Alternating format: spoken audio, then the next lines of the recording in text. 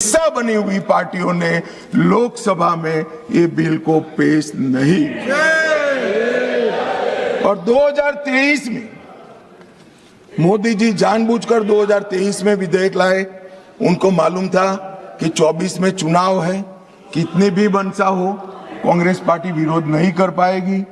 तो कांग्रेस पार्टी के समर्थन से सर्वानुमत से यही सदन जब नवाब बना, सबसे पहला नारी शक्ति वंदन अधिनियम पारित हो और राज्यसभा में भी होगा।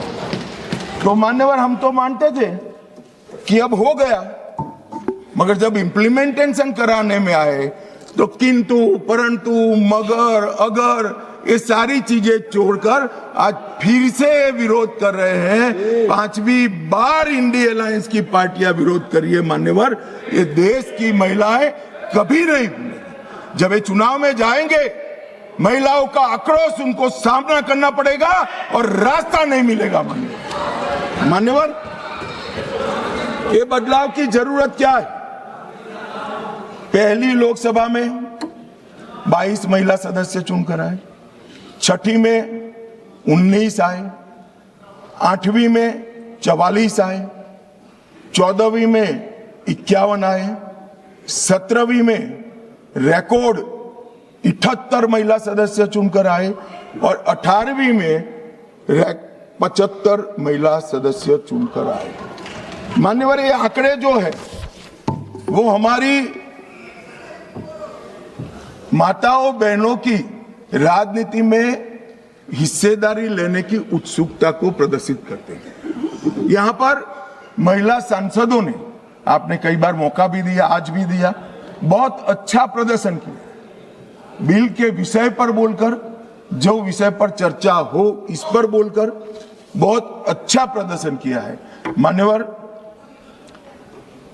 हमने लेटर एंड स्पिरिट में ये महिला आरक्षण का, विमेन लेड डेवलपमेंट का हमने अनुसरण किया है। प्रधानमंत्री जी के पहले मंत्रिमंडल में 10 महिलाएं थी और ये कह रहे थे अखिलेश जी कि आपने सिर्फ एक ही मुख्यमंत्री दिया है। हमारे यहाँ सुषमा स्वराज जी दिल्ली की पहली मुख्यमंत्री बनी, उमा भारती जी मध्य प्रदेश की पहली मुख्यमंत्री बनी, वसुंधरा राजे जी राजस्थान की पहली मुख्यमंत्री बनी, आनंदीबेन पटेल गुजरात की पहली मुख्यमंत्री। मान्यवर, एक बात पर मैं ध्यान दिलाना चाहता हूँ, ये सब जगह भाजपा की महिला नेत्रियां पहली, हाँ अभी है, मगर ये तो पहली बार बनी। ये पहली बार बनी, इसका मतलब क्या है? 70 साल में कांग्रेस ने कभी उन राज्यों में महिला मुख्यमंत्री को जगह नहीं दी, इसलिए हमारा नंबर लगा है। और आज भी रेखा गुप्ता जी पहली मुख्यमंत्री नहीं है, तीसरी मुख्यमंत्री के। अरे मैं बोल रहा हूं भाई, पहली मुख्यमंत्री नहीं है ऐसा बोल रहा हूं।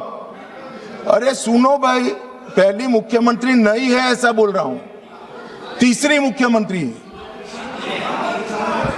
और मान्यवर, हमने इस देश की पहली आदिवासी महिला को द्रौपदी मुर्मू से महामहिम द्रौपदी मुर्मू बना दिया।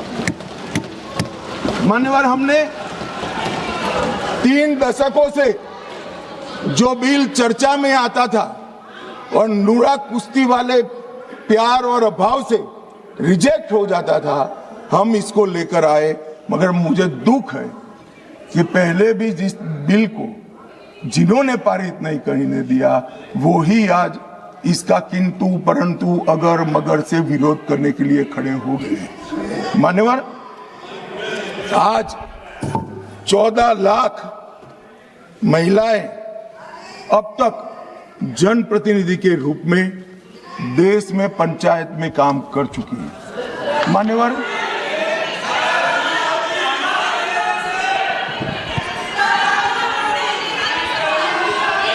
क्या बोल रहे हैं?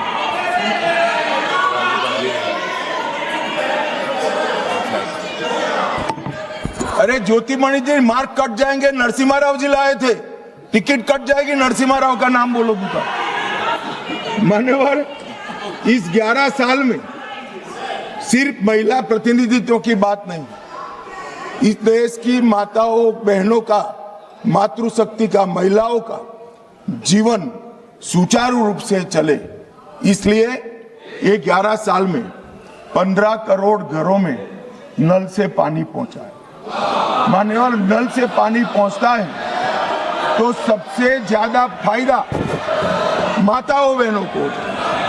10 करोड़ महिलाओं को उज्ज्वला दिया गया, 12 करोड़ शौचालय बनाए गए, 7 करोड़ 26 लाख सुरक्षित मातृत्व दिया गया, 52 करोड़ पीएम मुद्रा योजना की महिला साहसिक बनाई गई, 4 करोड़ में से 75% माताओं बहनों को घर देने का काम नरेंद्र मोदी जी ने किया। और मान्यवर, जेंडर बजटिंग में 97,000 करोड़ का बजट था, नरसिम्हा राव जी ने, निर्मला जी 5 लाख करोड़ का बजट इस देश की महिलाओं के लिए। मान्यवर, हमारे लिए ये कोई मायने नहीं रखता है कि महिलाओं को प्रस्थापित करने के लिए, उनका संबल बनाने, उनके प्रतिनिधित्व देने के लिए और विधायी संस्थाओं में उनकी हिस्सेदारी देने के लिए जिसका भी विरोध का सामना करना पड़े, हम करेंगे, लड़ेंगे और महिलाओं को आरक्षण देकर रहेंगे। मान्यवर, आज मुझे एक पत्रकार का फोन आया कि भाई कल की स्पष्टता के बाद विरोध का तो कोई कारण ही नहीं बनता है, क्यों विरोध करें? मैंने बोला भाई ये रॉन्ग नंबर है, आपको राहुल जी को पूछना चाहिए, मुझे क्यों पूछ रहे हो भाई? मगर उसने कहा आपको क्या लगता है? मैं कोई ऐसा नहीं है कि सब सिर्फ महिला आरक्षण विधेयक का विरोध हो रहा है।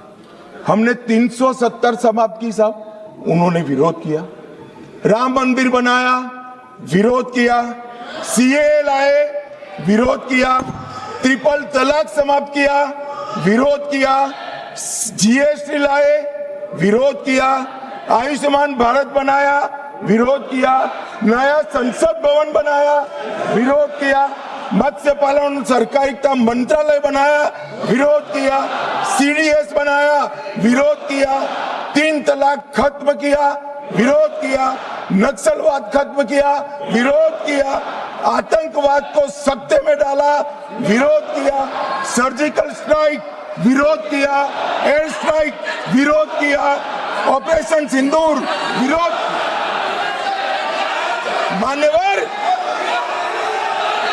मान्यवर, इन्होंने अच्छे बुरे सोचे बगैर नरेंद्र मोदी जी जो कर रहे हैं इसका विरोध करने का ठान लिया। मुझे तो था आज देश की माताओं बहनों के लिए, मान्यवर, मुझे था देश की माताओं बहनों के लिए आरक्षण आ रहा है, ये विरोध आज नहीं होगा, मगर आज भी विरोध कर रहे हैं। मान्यवर, मैं बिल के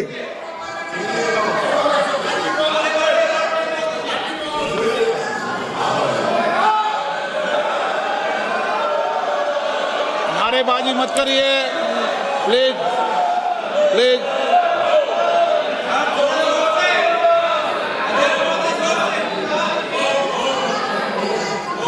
समझदारों को इशारे में कहा जाता है।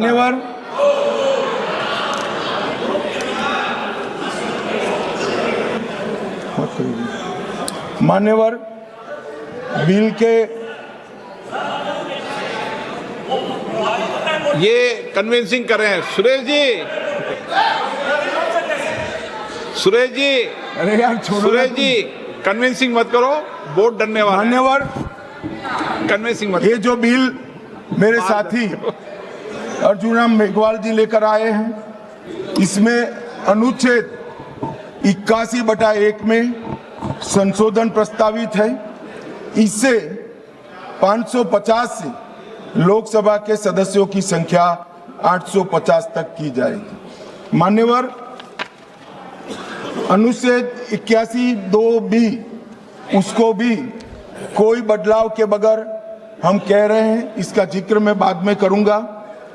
अनुच्छेद 81(3) में जनसंख्या को नवीन जनगणना के अनुसार परिभाषित करने का जो है, उसमें हम प्रोविजो क्लॉज लगाते हैं और इसको समाप्त करते हैं।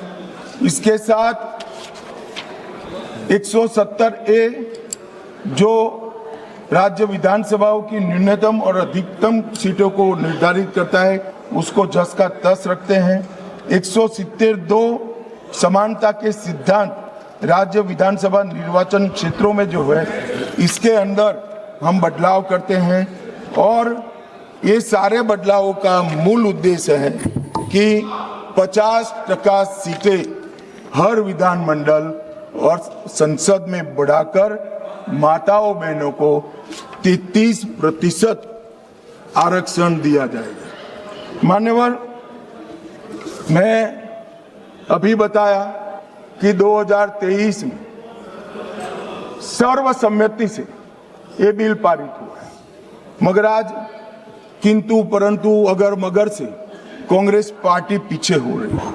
मान्यवर, इसके मुझे दो ही कारण दिख रहे हैं कि ये बिल नरेंद्र मोदी जी ला रहे हैं। अगर ये महिला आरक्षण होता है तो देश की माताओं बहनों में मोदी जी को यश मिलेगा।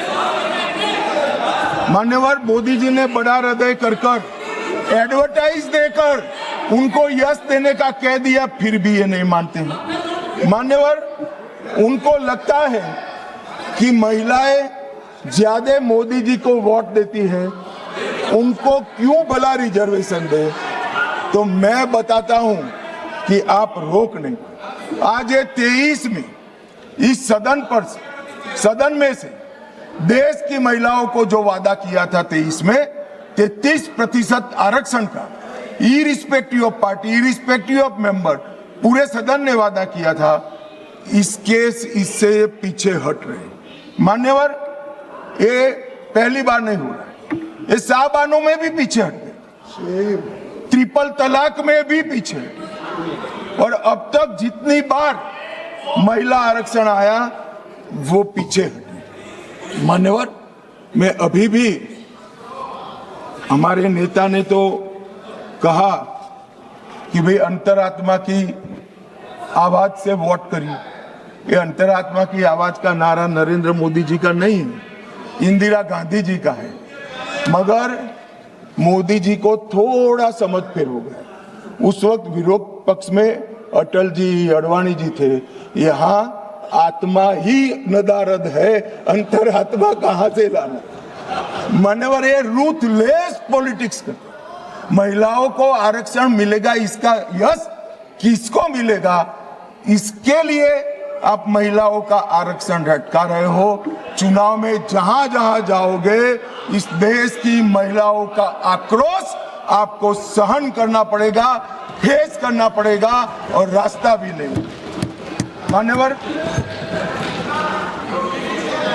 मैं, आप इस सदन के कस्टोडियन हो, अभिभावक हो। मैं टीवी पर विपक्ष के नेता का भाषण सुन रहा था। आपकी जिम्मेदारी है कि ये सदन की गरिमा पूरे देश में और विश्व में बनी रहे।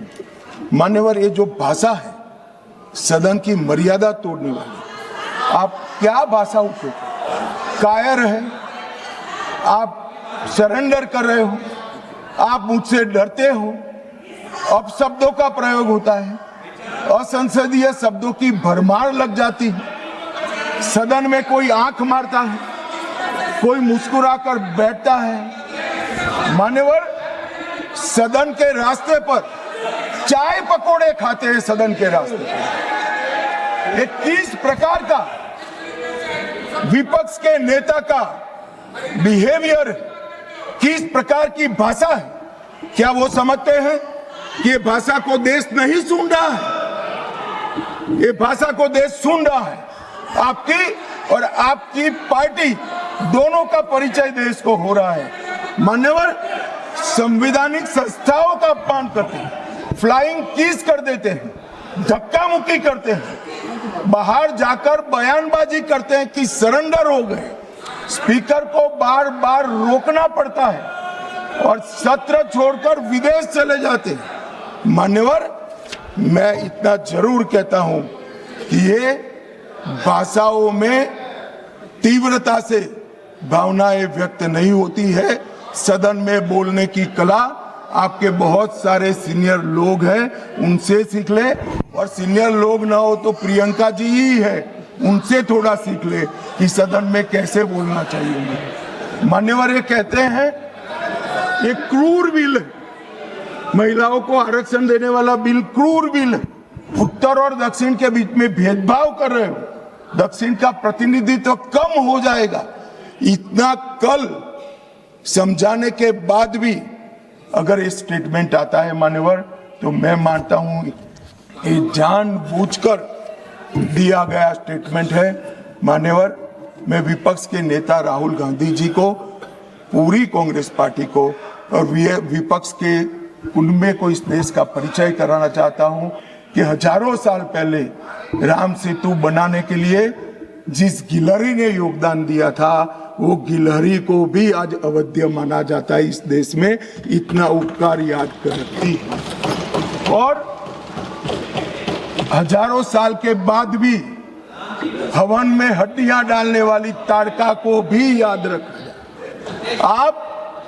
आप महिलाओं को आरक्षण देने वाला एक पवित्र यज्ञ रूपी जो बिल है, इसमें विरोध की हड्डियां डाल रहे हैं।